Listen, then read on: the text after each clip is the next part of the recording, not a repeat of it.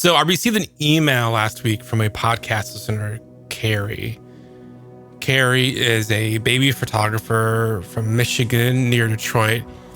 And Carrie put words to something that I've been gnawing on for months, but couldn't quite spit it out.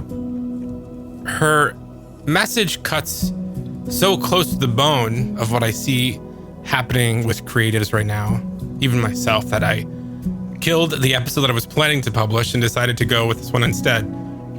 A few episodes back, we talked about burnout and my experience behind a building in the East County of San Diego throwing up carne asada.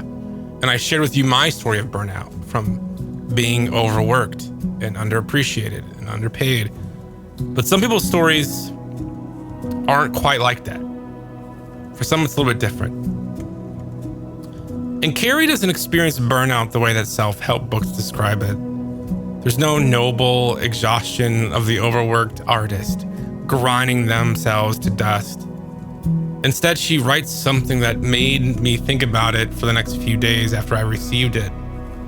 This is what she said, in part, quote, "I feel burned out from not being burned out. I love what I do," in all caps. "To my very core," she says. "Through every phase of every session, I am excited, I'm eager, I am fulfilled. My burnout happens when I don't get to do what I love." And for Carrie, her burnout doesn't come from too much work. It comes from not enough of it. From loving something so much that its absence becomes almost physically painful. Like phantom limb syndrome, but for your creative soul. We talk about burnout like it's always the hustle, the grind, the endless hamster wheel of creation. But what about the other kind? The kind that creeps in when your camera becomes a paperweight, when your creative muscles start to atrophy like a broken arm in a cast, when you begin to wonder if maybe you were just kidding yourself all along. Carrie's email made me realize something. Sometimes the loudest noise in our creative lives isn't the chaos, it's the silence. My name is Patrick Foyer, and this is the Terrible Photographer Podcast. And today's episode is called The Silence. And today, we're talking about how when the work slows, the questions seem to get louder.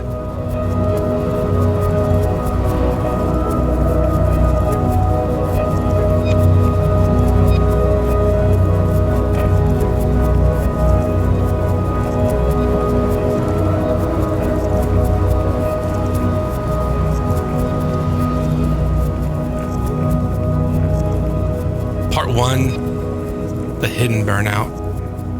It turns out there's actually a name for what Carrie described.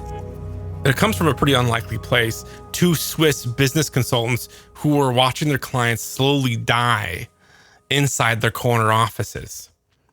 In 2007, Philippe Rothlin, a banking project manager with an MBA, and Peter Werder, a journalist with a PhD in philosophy, published a book called Diagnose Bore-out. These weren't academics dissecting workplace theory from ivory towers. They were consultants working in the trenches, watching employees who had everything they should need to be fulfilled. Bore-out, turns out, is the evil twin of burnout. And it's an actual psychological disorder that causes real physical symptoms, but from mental underload rather than overload. But the symptoms, strangely enough, mirror burnout exactly. It can cause depression, insomnia, that bone deep fatigue, but the cause is the opposite. It's like starving in a world obsessed with overeating. There's an organizational psychologist that I like to read. He's a TED speaker, author, Adam Grant. He puts it perfectly. Burnout is being overwhelmed by work. Bore-out is being underwhelmed by work. And that's the key phrase, right? Underwhelmed by work. And that phrase hits you like a diagnosis you didn't know that you needed. It captures something that most of us are too proud to admit, that our creative confidence is more fragile than we pretend. Balanced on a knife's edge between too much and not enough. And for photographers, this cut's a little different. We don't just lose gigs when the work disappears. We lose ourselves. And as Carrie puts it, when you love what you do and you have a successful business, the slow times can really make you question everything, because those are the moments when you really start to question yourself and whether or not anyone will ever begin to see your worth again. And that phrase I found really interesting. Whether or not anyone will ever begin to see your worth again.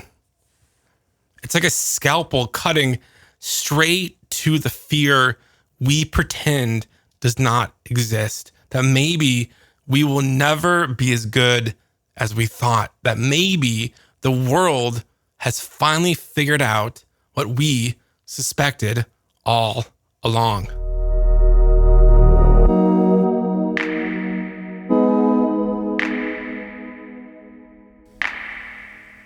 Part 2, the power of silence. I'm learning this right now during my current slow time at work, slow time with photography. After weeks of checking email like a junkie refreshes a drug dealer's phone number, I finally did something kind of radical. I put my phone down and took my dog Loki for a walk. And there's no podcast in my ears, no music as a soundtrack, just me, Loki, a sound of our footsteps on the warm San Diego pavement. At first it was torture. My brain immediately started the greatest hits, a collection of catastrophic thinking. What if somebody books me when I'm gone? What if I miss the email that changes everything? What if this moment my phone becomes the hottest commodity in town and I'm out here watching my dog piss on every tree in the 5-block radius? But here's what I've learned. This anxiety doesn't magically disappear after 20 minutes like some meditation app promises. It's always there. It's humming in the background like a broken air conditioner. And those of us who have chosen to make a living from our creativity know that particular frequency never goes away.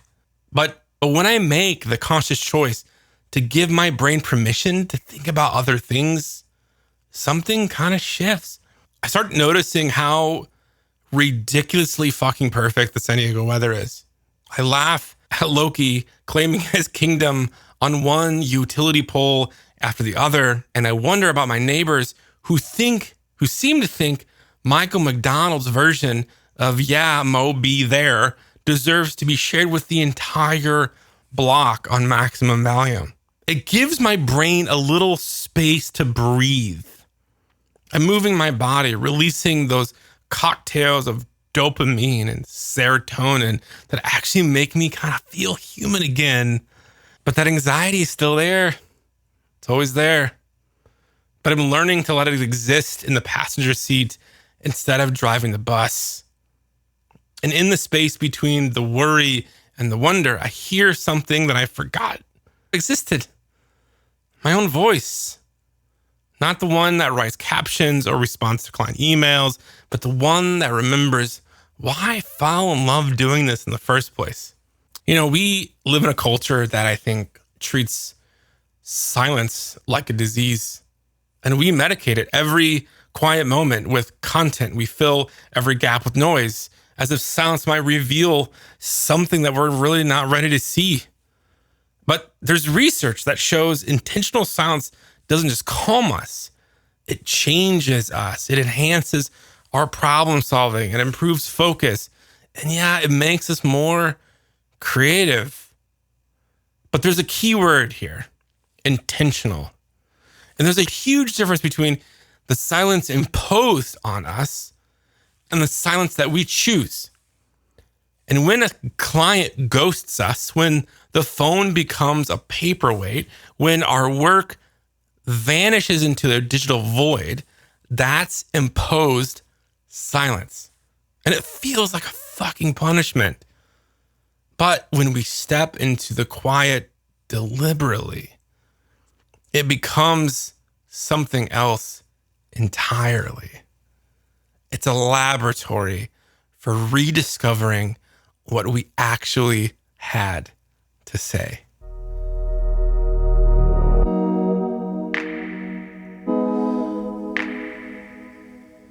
There's a concept in psychology called the incubation effect. And if you don't know what it is, you definitely know what it is.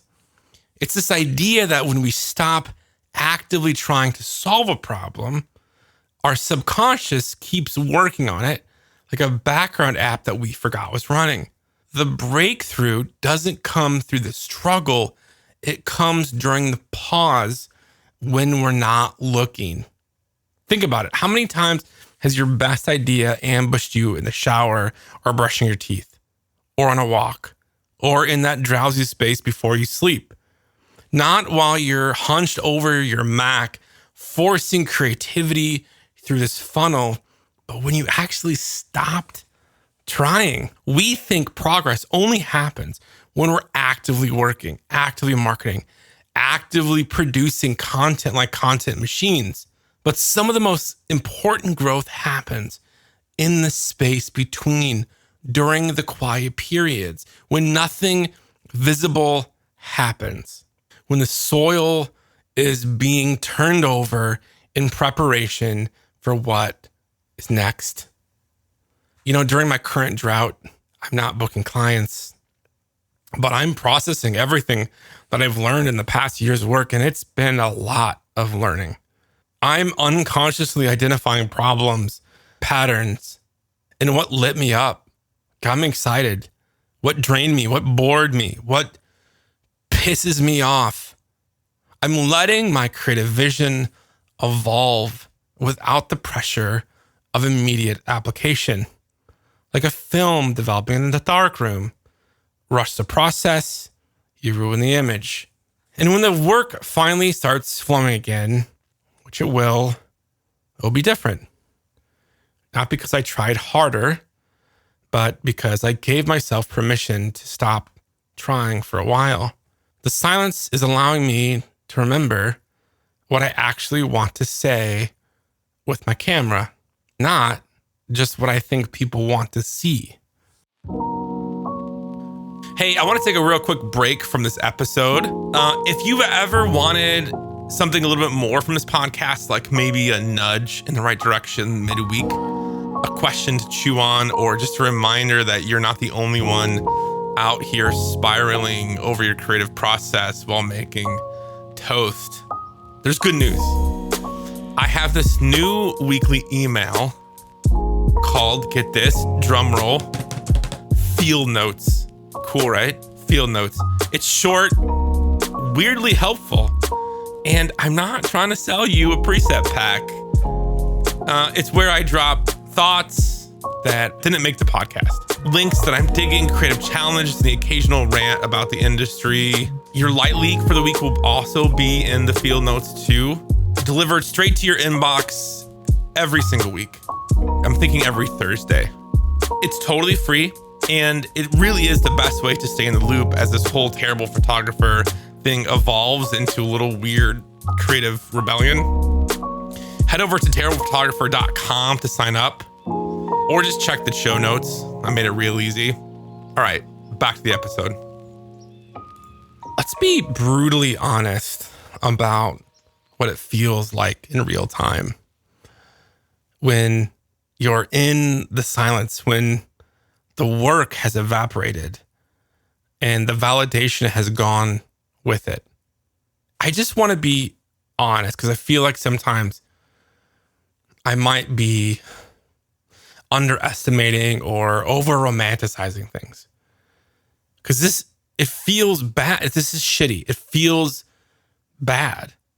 And when you're in this silence, when the work has evaporated and the validation has gone with it, along with the paychecks, it doesn't just feel like creative incubation. It feels like professional death. Carrie introduced me into a framework that captures this kind of perfect. She referenced this post by Detroit Bravo, at Detroit Bravo. It'll be in the show notes, about these phases of entrepreneurship. It's first, you're happily unsuccessful, starting out with drive and this naive optimism, building something with potential.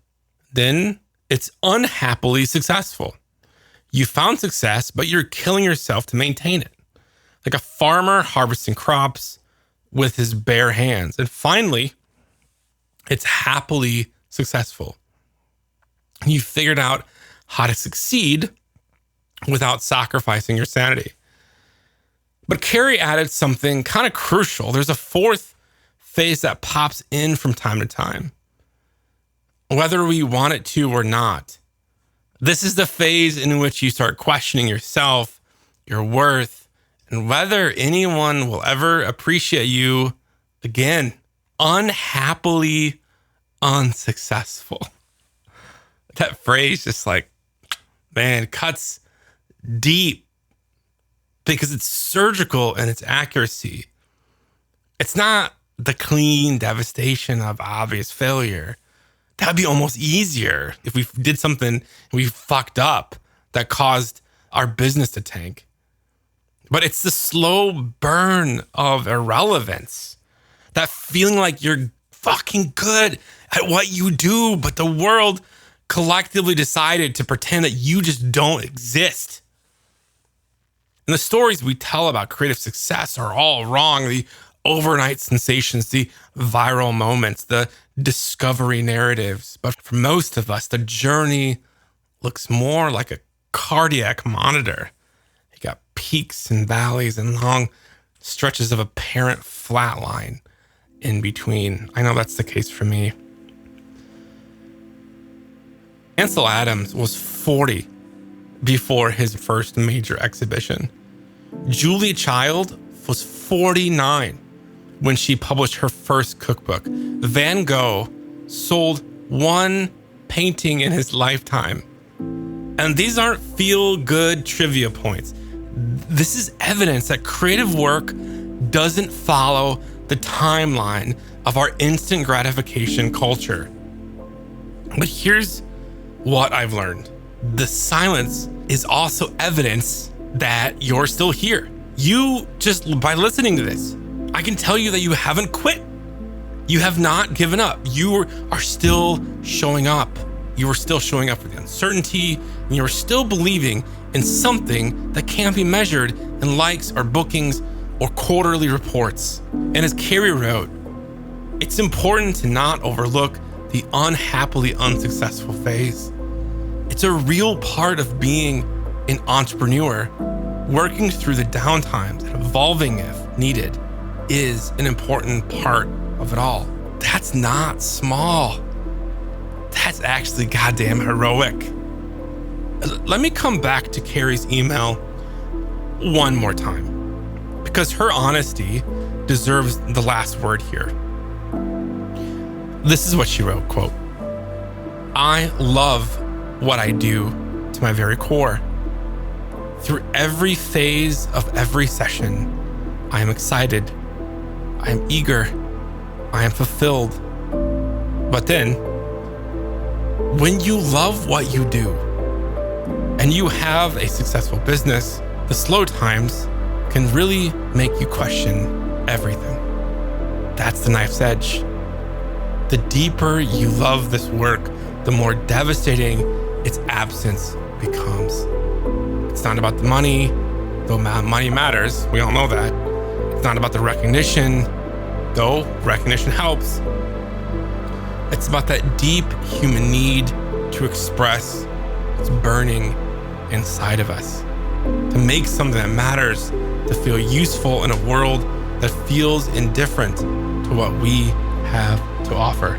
But Carrie also gives us something else, the framework of being unhappily unsuccessful. She reminds us that success isn't always constant, and that these phases are real parts of choosing to make a living from your work. The silence will come whether we invite it or not. Consultations will lead to digital ghosts. Inquiries will dry up like desert streams. Our phones will go quiet. Our inboxes will go dim. We can fight it, panic about it, or we can learn to dance with it. What I know now of what I didn't know last year when I had my slow times is that this silence is not punishment for not being good enough. It's not evidence that we failed or that our work doesn't matter. This silence is space for our work to evolve, for us to remember why we started, for the next phase to gestate before it's born. Space to love what we do even when we're not getting to do it enough. Carrie's insight about working through the downtimes and evolving when needed. That's real creative work. Not just making images, but making meaning from the spaces between the images. Not just building a business, but building the resilience to weather its inevitable seasons. The silence isn't the opposite of creative work. It's where some of the most important work happens. The work of believing in yourself when no one else is paying attention, no one else cares. The work of staying curious when the world seems indifferent. The work of keeping your heart open to what needs to be created, what it wants to be created, even when you cannot see a path forward. Your camera will wait for you. It's fine in the camera bag. Your vision will wait for you. Your voice will wait for you. And Carrie, if you're listening, thank you for your courage in naming what so many of us feel but rarely say out loud. Your unhappily unsuccessful phase taught me something about my own. And that love you have for what you do, that doesn't disappear during the quiet times. It's what carries you through them. The silence has something to teach us all, if we're brave enough to listen. I want to pause here for a moment. I want to talk about something new that we're introducing. So in previous episodes, I would give a challenge at the end of the episode. Those are going away, and I'm introducing this new thing. It's a little bit cheesy, but stay with me. I'm calling them light leaks. I was pretty proud of that. Clever, right? Light leaks. Light leaks, if you don't know, are what happen when a little bit of light seeps through or sneaks into the camera body where it's not supposed to. It's through the cracks, gaps, broken seams. And technically, light leaks are a flaw. It's an imperfection. But honestly, sometimes it's the best part of the photo. The burst of color, the unexpected flare, that little bit of chaos that makes the image feel a little bit more alive and perfect than it ever could. So around here, that's what we're calling our weekly creative experiment, light leaks. It's not homework. It's not a challenge. It's not me handing down assignments from the top of Mount Olympus. It's more of think of it as a nudge, a doorway, a bit of intentional light seeping through the cracks in your routine. Each week I'll offer a prompt, something small, specific, and slightly uncomfortable, a question, a task, a way of seeing that might just interrupt the algorithm long enough for you to remember why you picked up the camera in the first place. You don't have to post anything. You don't have to tag me. You don't have to explain yourself. But if it leads you to something honest, something surprising, something that makes you tilt your head and go, oh, there you are, then it did its job. And that's what light leaks are. They're not tutorials, not checklists, just moments of honest interference, little bursts of light in a very polished and very filtered world. Welcome to The Leak.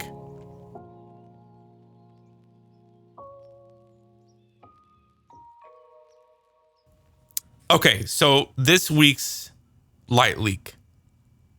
I want you to describe the last time you felt disconnected from your work. Not bored, not burnt out from too much, but from not enough, the absence, the space, the silence that showed up uninvited. Then I want you to answer this honestly. What did the silence say to you? Maybe it whispered something that you didn't really want to hear. Maybe it reminded you what you actually wanted to make. Or maybe it just pissed you off.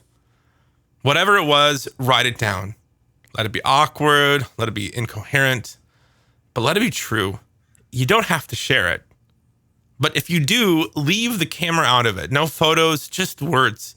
Describe it, name it, talk to it. This isn't content, this is clarity. I keep thinking about Carrie sitting there in Michigan, wondering if anyone will ever see her worth again. And I realize that she's not alone with that question. Right now, there's probably a wedding photographer in Portland refreshing their email, a portrait artist in Austin wondering if their last good session was actually their last good session. There's a commercial photographer in Brooklyn staring at a camera that feels more like decoration than a tool. But here's what I want them and I want you to know. The silence doesn't get to decide your worth. It never did. It's just silence. And sometimes the most important thing that we can do is sit with it long enough to remember that we're still here, and that we're still breathing, still believing in something that can't be quantified or measured. Listen, I'm here to tell you the work will come back. It always does. But you're here right now in the quiet, choosing to stay curious instead of giving up. That's not nothing. That's actually everything. Thank you, friends. We will see you next Tuesday. Until then, stay curious, stay strong, and stay terrible.